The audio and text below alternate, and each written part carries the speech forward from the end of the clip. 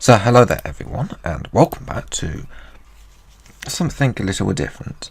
As you can see by by your screen, I've been a little bit busy over the past week or so, mocking up really what an F1 game could like. Now it could be F1 2018, but I pretty much doubt it because, well, we know how much Codemasters like to keep the game as very similar to what it is. I don't know if there's going to be stuff on the mobile game in the real game. They say they're going to be able to customize liveries on the mobile, but will that be in the 2018? I doubt it. But anyway, you can see here that we have got the start menu as two Ferraris going through that. The swimming pool. It's not the swimming pool one. It's the just the one outside the tunnel with the yachts and stuff in Monaco. So hopefully you enjoy this little mock-up. Let me know what you think in the comments below, and make sure you subscribe to see more mock-ups. Let me know what you want to see next in terms of a mock-up. But let's get started, and let's press start and move to the home screen. So here we are on the home screen, which, as you can see, it contain links to various different things, options to continue a career with second place, obviously in this particular career mode with Sauber, and the next race course being Canada. So that's sort of something. Something else though you might probably be more interested in is Ultimate Team. Yes, an Ultimate Team would be pretty good for F1, and I can tell you why. I don't think it should be a driver thing. Ultimate Team for me in an F1 game would be something like Motorsport Manager but online. So you'd have 10 players, yep, and then they would tell you. You would rather build up your staff, your engineers, your pit stop crew like you do in Motorsport Manager. You get your drivers, you sign them for, and obviously their different contracts would expire over time. So you sort of be the manager of the team, a bit like the team principal, but sort of well, yeah, you would be the team principal, and obviously you'd have to manage the race engineers. You just have to manage a lot, and also think about how you're going to upgrade your team, because that would be something else. Because obviously upgrading your facilities as well, because you could have like in Motorsport Manager a test track or a HQ or some facilities that need upgrading. Obviously not as sparse as in Motorsport Manager, because otherwise nobody will play the game. So you need a good fair amount of stuff there that's as a default, but then you need to be able to build on that and ultimately be able to improve your team's car. So definitely an Ultimate Team which would be based on Motorsport Manager could be a good sign. And obviously the game telling you when esports qualification is open would actually be quite a good thing for the game, because they don't actually tell you. They remind you on Twitter when the deadline is, but they don't actually tell you when it is open. So having the game tell you when you're playing the game, oh, esports is now open. Before I continue with career, I'll go and do esports. It's something similar like that, and obviously access to multiplayer as well, because ultimately they all want to continue build multiplayer, because that will be their foundation for esports in the coming years. So multiplayer, we expect a big improvement this year, but we'll have to wait and see. So let's move on to the race screen, and well, you can see here that there's something else. Obviously career, you continue. I'll start with the journey. As we know, many people have been requesting over the years that we have an F1 journey, a story mode to F1, where you could start like in your karts as a growing up, and then grow up into Formula 1, first race etc., and obviously drive those important key races in GP3, Formula 2, and some of the lower categories. I mean, who wouldn't want to go and have a GP3 Formula 3 European race around Macau? That is one of the greatest races. Personally, that I thought they would have Formula 1 there if it wasn't for the fact it was just too tight to fit the Formula 1 car in there. But definitely having the ability to be able to drive in these great circuits in these lower categories would be quite a good thing to see. And obviously, journey to being world drivers champion, and obviously the feeling of being able to get our driver there. Apologies for the person being graining, but I presume they'll create somebody like they did in FIFA. So I don't know. I know they want. I know all the FIFA fans are crying for the journey to be so you can create your own character in the journey. But alas, that's not going to happen.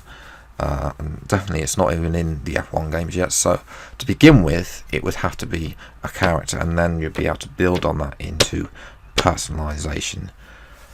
Right, classic career as well is another option in the race thing. Now, this is another idea of mine, where you get to drive a classic career for just that particular year. Okay, so they'd set up like a historic year, 2009, 1982 would be another one that I'd like to see, and also the champion. It'd be licensed that year's championship. Okay, so you'd be able to drive as Jenson Button in his Brawn GP car for the whole season, and be able to see which how that would go. I suppose you'd have to have targets, as Button did, because obviously in the first races he won a lot, and then he fell off in the latter half of the race. But that would be good to see, trying to get Button to win, reliving his attempt to win the 2009 Drivers' World Championship. So that would be very good to see. Grand Prix mode, obviously inclusion of classic cars, which was already there. Classic tracks as well. So classic tracks would need to come back. Definitely, I'd want them to come back. It'd be good if we could get modern day and classic Formula 1 cars driving around tracks such as Long Beach, a couple of other tracks, Hockenheim as well, the Nürburgring when they're not included in the game. So some of these iconic tracks that were there but have never gone past. Zandvoort would be nice to have a go as well. Bring the Dutch Grand Prix back, but then also to bring in some other tracks that never made it. Laguna Seca with that particular corner, which I always forget the name of. Mount Panorama as well. So there are these tracks that F1 cars have never been to, but it would be pretty cool to see them come. Adelaide would be another cool track to come back in a class. In Grand Prix mode, obviously originally hosting the Grand Prix 85 to 95. And then of course, moving along, we have the Young Driver Test, which was a feature that was removed in F1 2014 or 15, I think it was. But basically this would give you the indication of how good you were and which teams were you likely to offer you a race contract, because that's really what's it all about. And then but also to get drivers who aren't familiar with the game used to driving the game, and also to give them a chance to have another go at that again. And obviously split screen as well, just so if you got a mate over, you can actually give them a race rather than just having, I can't play Formula 1 with you. It's simple as that. It needs to come back. And that was definitely something that is missing from the F1 games, as I mentioned earlier. So yes, moving on to the online section, obviously Ultimate Team, as I've already mentioned, and esports qualification are two big things thought that would be promoted on this game. But something else that I'll bring you to attention to, co-op season. Now, you see 10 classic events around some of the greatest tracks on the... So, there's 2 modes there, a classic mode and an F1 2018 mode there. Obviously they could build on that with adding other circuits. It would be depending on what circuits would be included in the game. But ultimately you'd be able to not only race against each other officially, rather than just being in a lobby by yourselves, officially in a co-op season, and also you'd be able to compete in some classic events. So also to be able to build up the story. So if you're taking on a friend, then interviews could get involved, having that rivalry with that friend. Whether or not they are in the same team as you or not will be up to you and your friend, but ultimately it would be a competition between you and them for the World Championship. So or whatever, to finish the best position, and if you were to decide to go into a lower team. Alternatively, 10 classic events around the greatest, so there'll be basically 10 races around the greatest tracks. So there'll be classic and also crown jewels from the current calendar: Monaco, Italy, Belgium, Britain, etc. added to that list. So then obviously time trial as well, adding to that mix, as usual. So that's really the online thing. I think there'd be enough online and single player content to probably keep this game going. But let's go on to the final screen, which is settings. So the final screen is the settings screen, for today's mock-up at least. I might bring you some more stuff, but you can let me know in the comments, as I mentioned earlier. But the final screen is settings. Obviously you'd have you got your usual settings: controller settings, video and audio settings, online settings. But there's some other settings that you might be interested in. Manage and download mods. So basically having mod support, making sure that they install correctly. Obviously Race Department is pretty much the #1 site now to be able to get mods,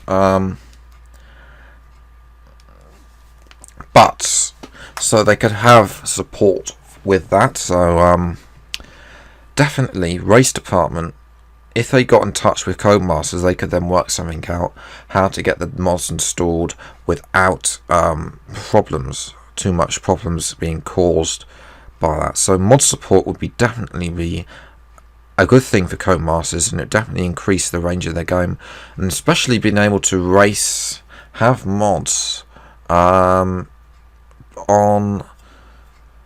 the Xbox, on PS4. That's something we don't have. You can't actually have now. It's only on PC that you have mods at this moment in time.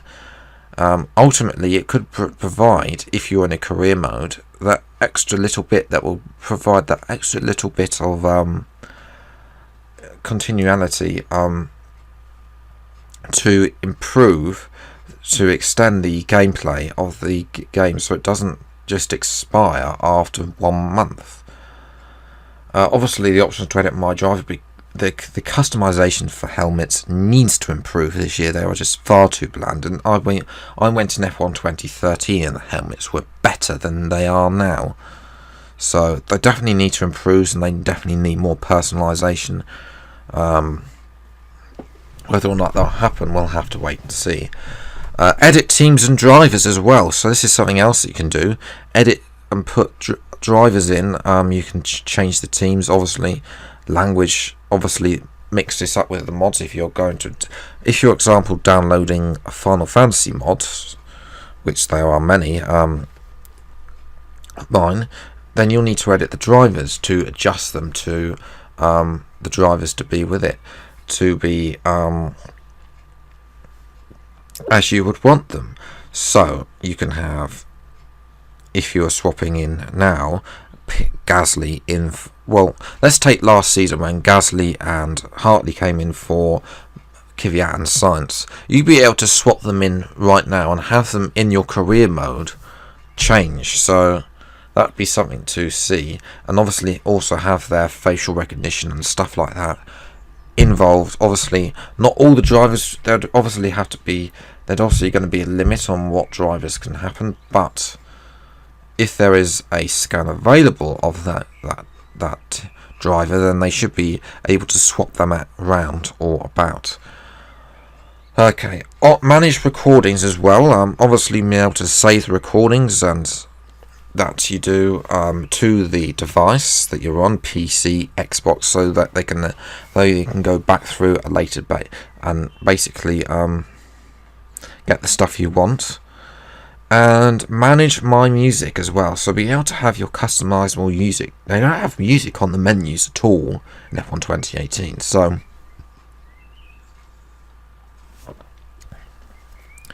definitely that is something that could be added, is music, and be able to have your own music to link in Spotify, iTunes, etc, YouTube even now with its new service. That would be pretty cool to see. But that's it. That's all I've got for now. If you've enjoyed this F1 mock-up, leave a like, subscribe to the channel if you're new to see more like this. Obviously, F1 2018 gaming news as and when it comes out. Let me know what you thought in the comments below.